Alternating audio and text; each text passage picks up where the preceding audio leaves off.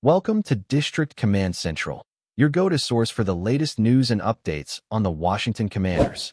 Don't forget to hit that subscribe button and ring the bell so you never miss a play. The Washington Commanders walked into Week 1 with a lot of questions about whether their defense could finally turn the page from last year's postseason collapse, where nearly 1,000 yards were surrendered in just 2 games.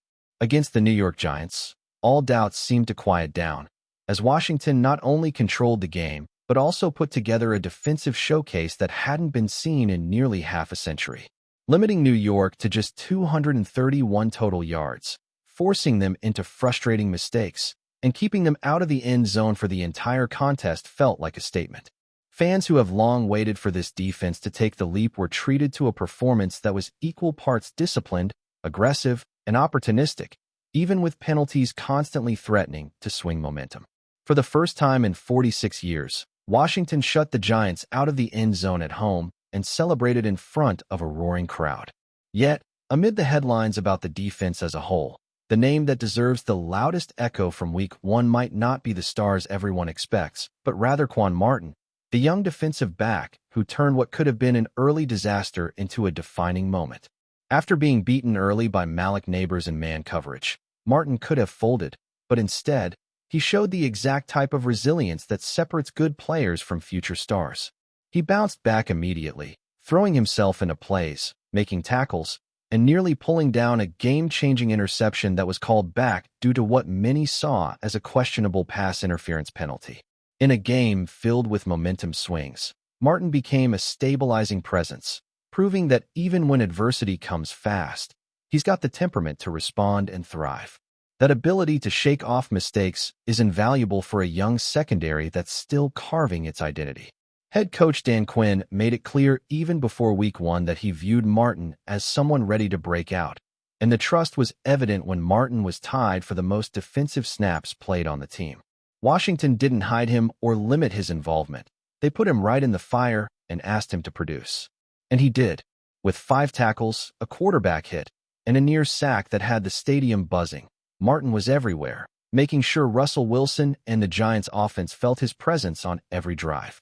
Beyond the stats, it was the energy he brought, the way he seemed to communicate and move with confidence that stood out. For a unit trying to build chemistry under a new season and new standards, that energy is contagious. It's exactly why Quinn has been so bullish on Martin, saying during the preseason that he feels the young safety is about to go big. Week 1 might just have been the first step in proving him right. When analyzing why this performance matters so much, it's important to remember the Commanders' struggles in the red zone last season. Too often, they bent until they broke, giving up touchdowns instead of forcing field goals. Against New York, that script was flipped completely. Twice, the Giants got inside the Washington 5-yard line, and twice they left empty-handed. On one of those crucial stands, Martin was right in the middle of the action, helping stonewall running lanes and disrupting passing attempts. Russell Wilson was left flustered, going 2 for 9 with just 12 yards inside the red zone and finishing with a passer rating south of 40 in those situations. Those are the types of situational stats that win games in January, and if Washington's defense can maintain that toughness, this team immediately becomes a contender. Martin's fingerprints were all over those stops, a reminder that he's not just filling a role, he's becoming a difference maker. For Martin personally, this season already feels like it could be transformative. A second-round pick out of Illinois in 2023, he entered the league with raw athleticism and the reputation of being versatile enough to line up in multiple spots. But translating potential into production is always the test, and in his rookie year, flashes were inconsistent. Now, in year 2, it's clear the game is slowing down for him, and the confidence is rising. Plays that might have left him hesitant before are now being attacked with decisiveness. That near sack of Wilson? That's a player trusting his instincts and reacting quickly rather than second-guessing. And when you combine those instincts with his athletic ability, the ceiling only gets higher. If he continues on this trajectory, Washington may be forced to think about locking him up early with a long-term extension before his market value explodes. After the game, Martin himself echoed the mindset of a player who isn't getting carried away with one strong performance, but instead sees the bigger picture. "I think the standard is set," he told reporters. I think we know what we can do as a unit. Now, it's just continuing to build, continuing to get better, fixing little mistakes, and just keep playing. That attitude speaks volumes because it mirrors the message Quinn has been drilling since he arrived.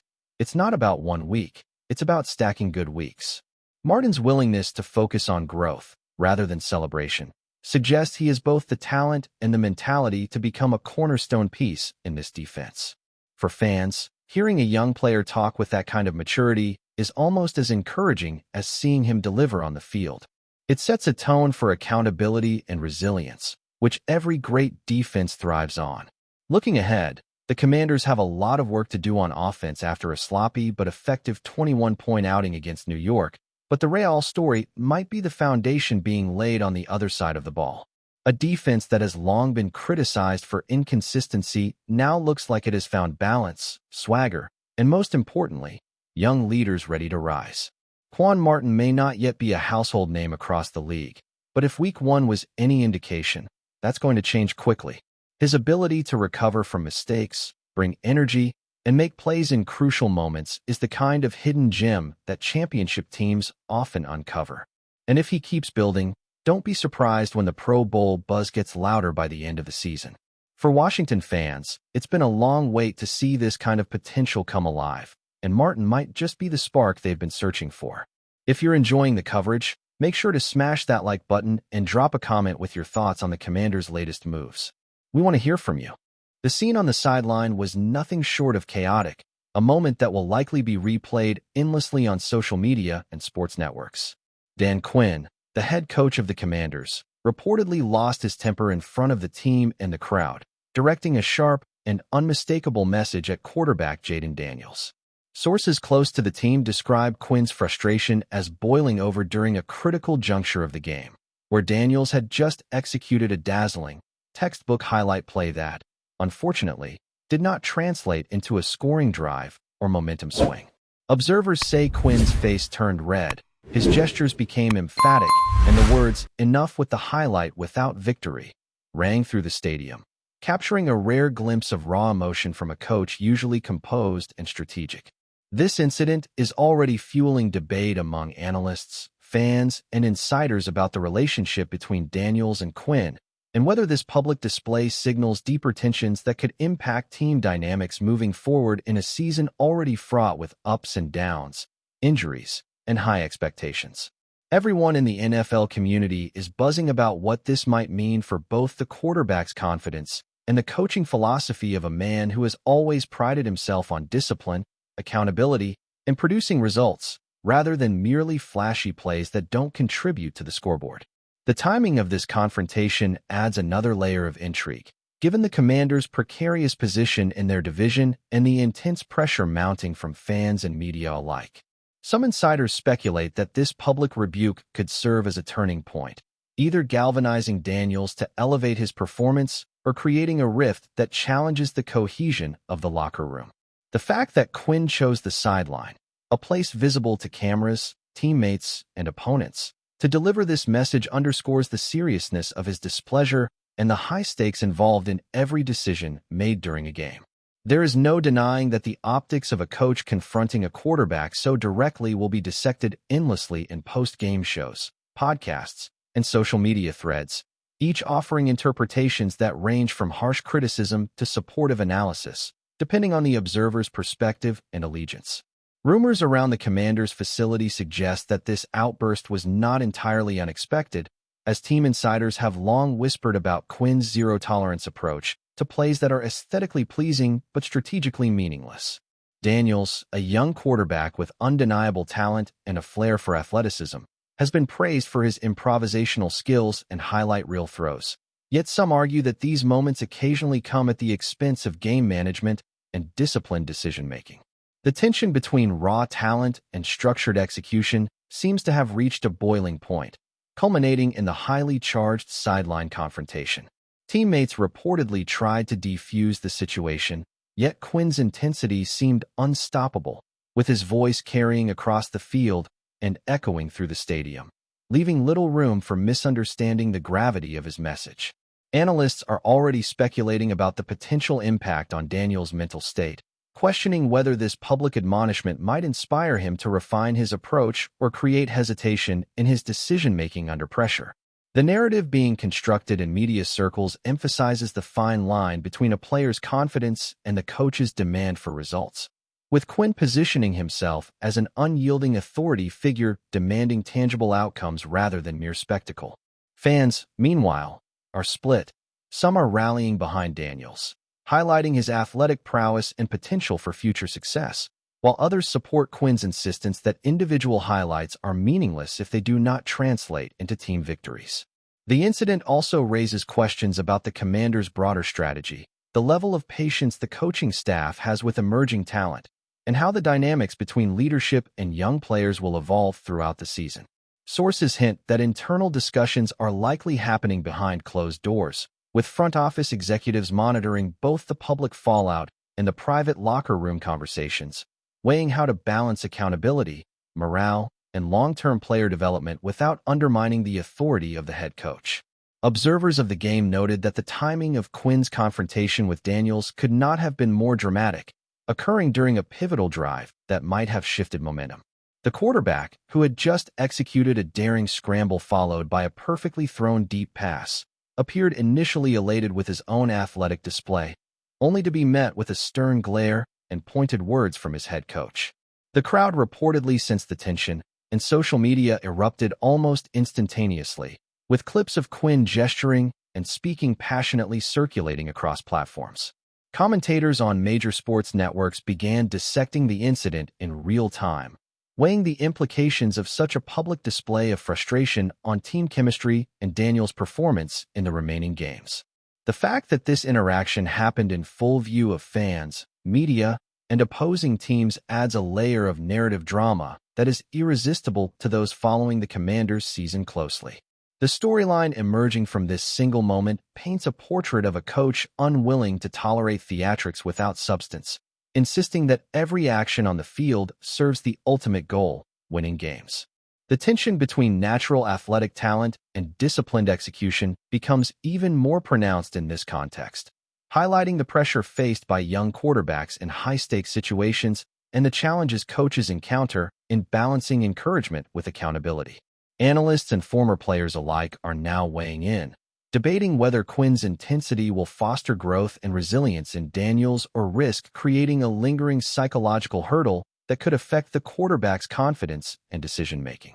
The incident is quickly being framed not merely as a sideline outburst, but as a potential inflection point in both the quarterback's career and the Commanders' trajectory for the season, a moment where leadership, talent, and temperament collide under the unforgiving scrutiny of professional football's spotlight.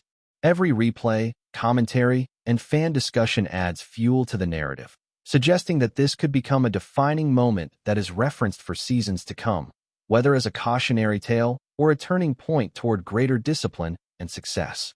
The fallout from the sideline confrontation has sparked an array of theories and speculations within sports circles, with insiders suggesting that Quinn's intensity may reflect broader concerns about the Commanders' performance trends this season. Some speculate that the head coach, known for his meticulous preparation and strategic mind, sees Daniels' penchant for high-risk, high-reward plays as a threat to the consistency and reliability needed to secure victories week after week. Others suggest that the outburst was a deliberate motivational tactic, designed to shock Daniels into realizing that talent alone is insufficient without tangible results and teamwork cohesion. Reports indicate that the locker room atmosphere immediately following the incident was a mixture of tension, contemplation, and quiet determination, as players and staff processed the implications of Quinn's words. Social media communities have exploded with debate, comparing Quinn's sideline approach to historical examples of coaches publicly confronting their quarterbacks, examining parallels and divergences, and speculating on possible outcomes.